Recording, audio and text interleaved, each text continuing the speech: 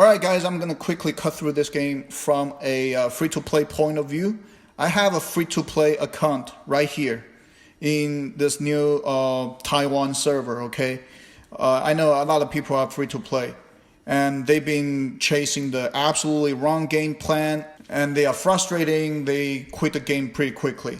If you are free-to-play, you need to know your resource amount is absolutely different from all the people that you see out there. So if you are free to play, forget all the tier list, all the game guide, all the fancy character that you see everywhere, because you are just simply impossible to get that level. So free to play, you need to have your own game plan based on your resource. Now, instead of telling you, okay, who you need to play and what you need to get, I'm going to tell you the basic fundamental idea and mechanism of this kind of gacha game. So you can decide yourself who you're going to get and who you're not going to get, okay?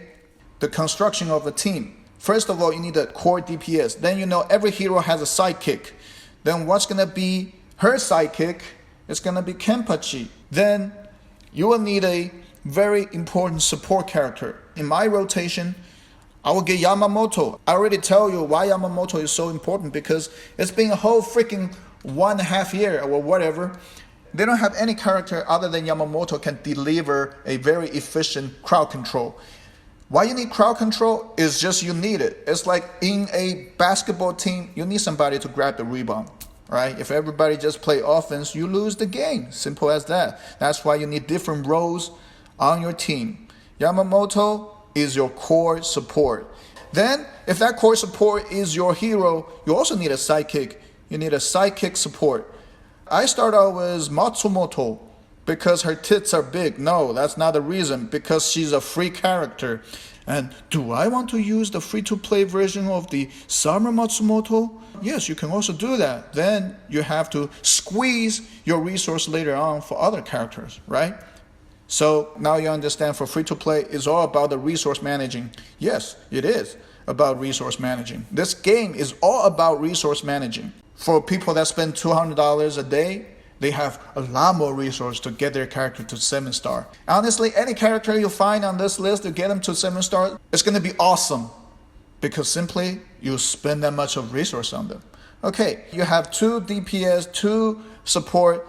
Now, next thing what you do, usually as a game designer, we're going to design, okay, this team going to need some extra sauce. That character could be a Swiss Army knife. She or he could do a little DPS, a little control, a little support. Now you look at your whole roster. Do you have a character like that? Hell yeah. Right here, you look at your Zangetsu. Zangetsu can reborn. Zangetsu can reduce the rage of your opponent. And also, it does a little decent damage. So yeah, I choose him for a reason. Then for the rest of those, do I have something that similar to Zangetsu? Yes, we have a bunch of those.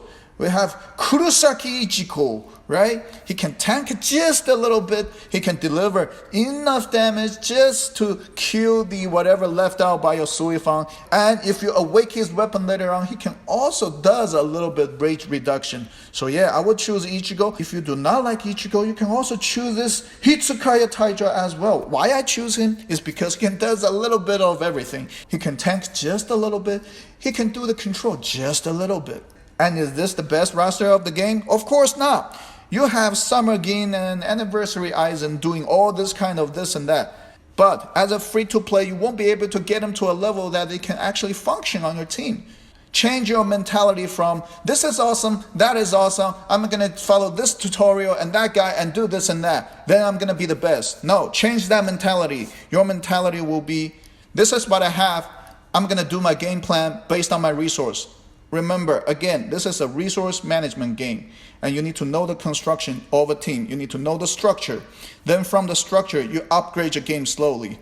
Now you have your structure, you have a core DPS, you can have a second DPS, you have a core support, you have a second support, and you have some extra Swiss Army knife guys to help you to progress the game.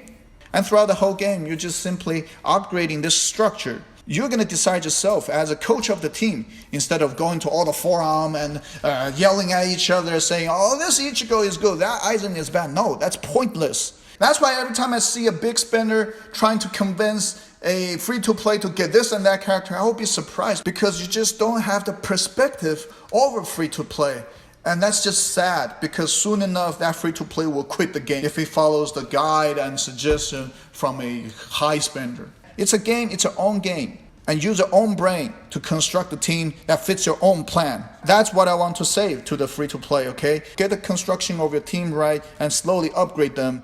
And now come to the second point. Does promoting to 2-star work? No, it doesn't work. If you decide to use a character, it has to be at least 4 stars to unlock all the skills. And for this game, the designer's intention is very clear. For a support role, 4 stars, these are basic. You get you to 4 stars, open up enough skills, and it's functioning. And you can feel the impact of this character. That's good enough for free to play.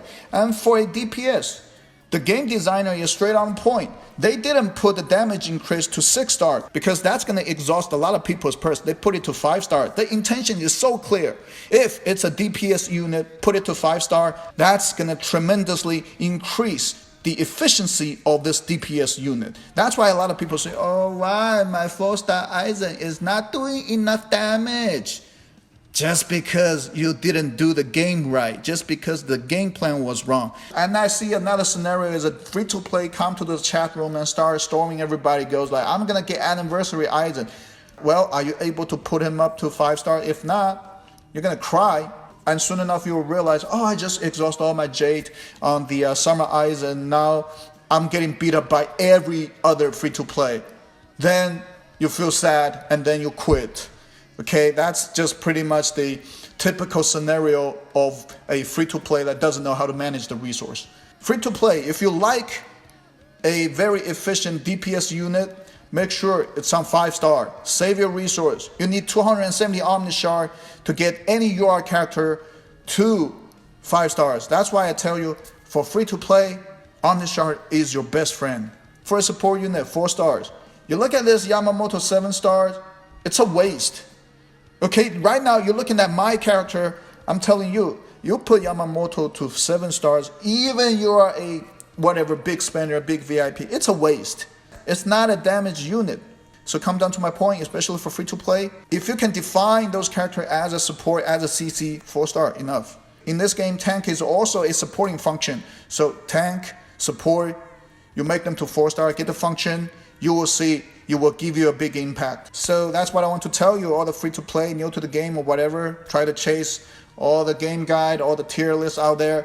Don't do that. Your game is based on your spending. If you're a monthly spender, you're watching this, same message to you. Do not chase the tier list that you can't even afford. Make sure you have your budget and build your game around your budget. And that's it. Okay, enjoy your game. Have a good day. Bye.